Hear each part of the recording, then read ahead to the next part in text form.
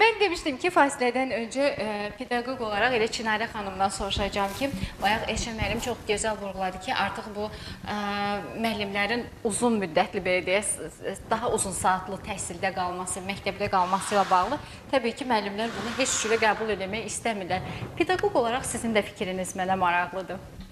Mən düşünürəm ki, bu ədalətli qərar olmaz. Çünki müəllim sinifdə ən azı 20 üzəri şagirdlə çalışır və o templə çalışan müəllim təbii ki, sonrasında da fasilə verməlidir.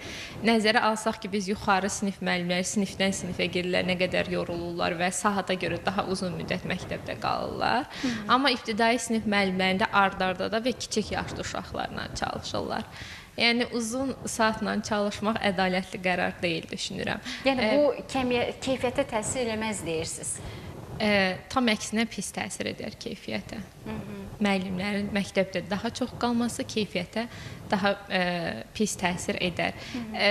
Həm də düşünsək ki, müəllim məktəbdən gedir evə, istər repetitorluq fəaliyyət olsun, kurs, fərqi yoxdur. Biz valideynlə çalışırıqsa, dərsdən təbii ki, sonra da valideyn sözü olur, müraciət eləyir, uşağın nəticəsi ilə bağlı müraciətlər olur, müəllimin özünün valideyn qruplarına göndərdiyi məlumatlar olur, şagirdlərin nailiyyətləri ilə bağlı, məktəbdəki vəziyyəti ilə bağlı şagirdin.